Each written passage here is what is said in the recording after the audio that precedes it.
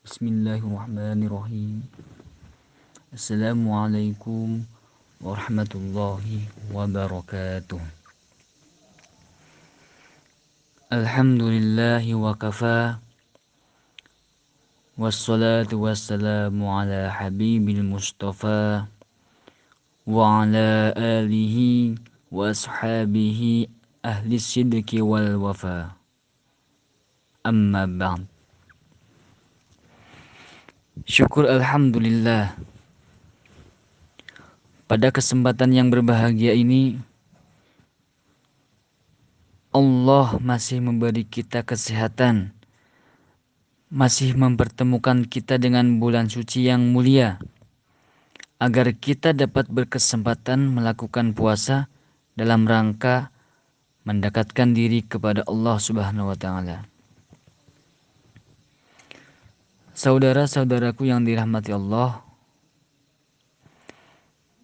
perlu kita ketahui puasa Ramadan merupakan ibadah yang istimewa karena langsung dinilai oleh Allah Subhanahu wa Ta'ala. Tapi nilai puasa di sisi Allah akan sangat bergantung pada kualitasnya.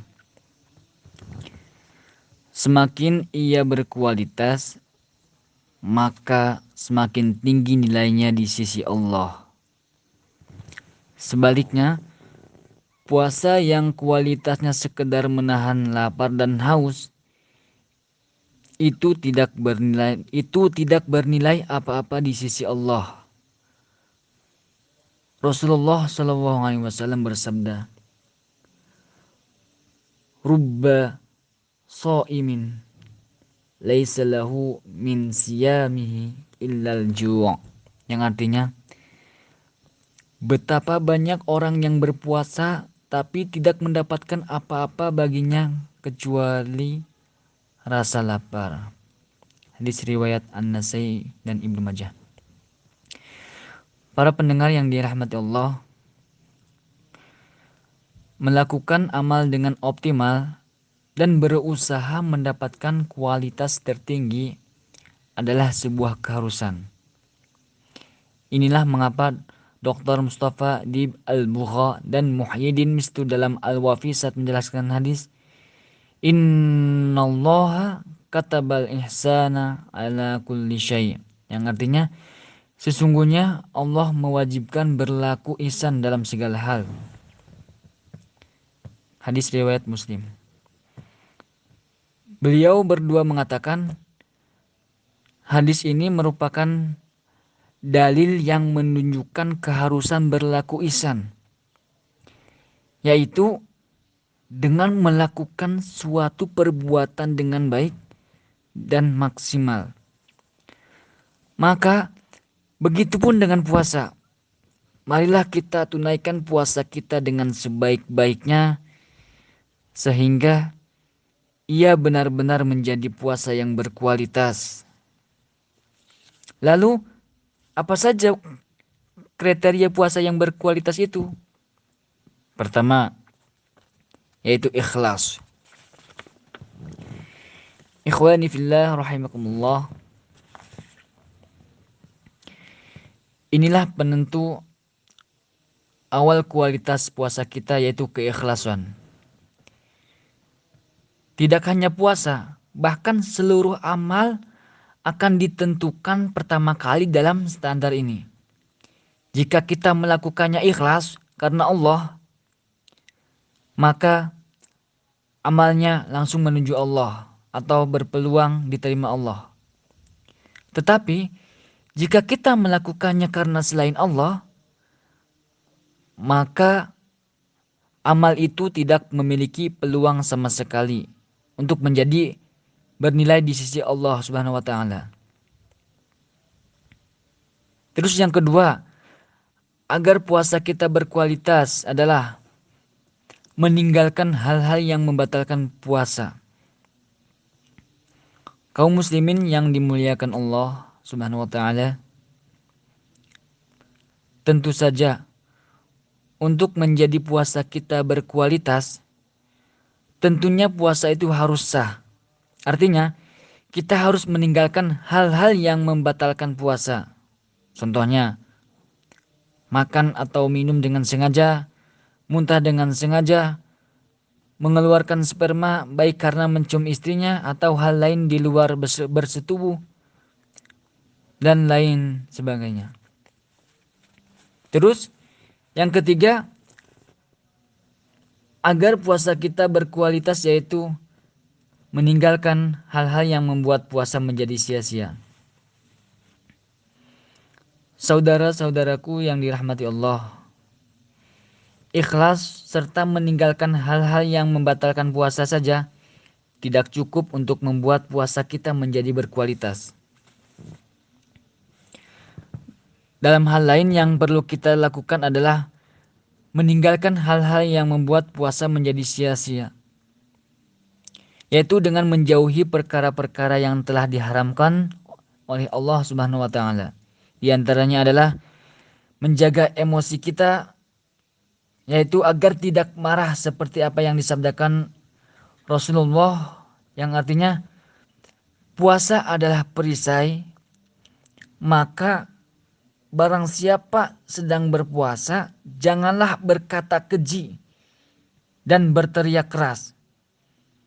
Jika seseorang mencela atau mengajaknya bertengkar, hendaklah dia mengatakan, aku sedang berpuasa. Muttafaq alaih. Terus,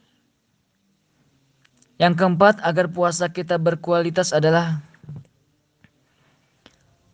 mempuasakan seluruh organ tubuh, pikiran, dan hati. Inilah yang diistilahkan puasa khusus oleh Imam Ghazali dalam Ihya Ulumuddin dan ditegaskan oleh Ibnu Qudamah dalam Mukhtasar Minhajul Qasidin. Pertama, yaitu mempuasakan mata dengan menahannya dari pandangan kepada sesuatu yang tercela dan dibenci syariat serta melalaikan Allah Subhanahu wa taala. Kedua, mempuasakan lidah dengan memeliharanya dari berbicara tanpa arah, dusta, menggunjing, menggumpat, bahkan berkata buruk. Ketiga, mempuasakan telinga dari mendengarkan segala sesuatu yang haram dan makruh. Keempat, yaitu mempuasakan tangan dari menzalimi orang lain yang bukan haknya, serta melakukan perbuatan yang dilarang syariat. Kelima, yaitu mempuasakan kaki dari berjalan ke arah yang diharamkan oleh Allah Subhanahu wa taala. Keenam, yaitu mempuasakan hati dari penyakit-penyakit ruhiyah seperti dengki, iri, marah, dan sebagainya. Terus yang terakhir ketujuh, menjaga pikiran dari membayangkan hal-hal yang disenangi syahwat dan dibenci syariat, serta dari tipu daya dan pikiran yang lainnya. Para pendengar yang dirahmati Allah, yang kelima, agar puasa kita berkualitas adalah memperbanyak amal soleh selama bulan Ramadan. Banyak orang terkecoh dengan memperbanyak tidur saat puasa karena menilai itu sebagai ibadah. Memang ia lebih baik dibandingkan jika melakukan hal-hal yang makruh atau haram. Akan tetapi tentu lebih baik lagi jika pada saat puasa kita memperbanyak amal soleh, mengisinya dengan aktivitas-aktivitas positif, berzikir kepada Allah, sholat sunnah, tafakur, mengkaji ilmu-ilmu agama, memperbanyak infak, dan lain sebagainya. Ikhwani fillah rahimakumullah. Demikianlah cara mewujudkan puasa yang berkualitas. Semoga kita termasuk orang-orang yang dimudahkan Allah Subhanahu wa taala sehingga bisa berpuasa dengan kualitas seperti itu dan menjadikan puasa kita puasa terbaik di tahun ini. Amin ya rabbal alamin. Demikian yang dapat saya sampaikan pada kesempatan ini. Semoga dapat bermanfaat bagi kita semua dan dapat kita aplikasikan dalam kehidupan sehari-hari. Kurang lebihnya mohon maaf. Akhirul kalam, billahi fi sabilil haqq, fastabiqul khairat. Wassalamualaikum warahmatullahi wabarakatuh.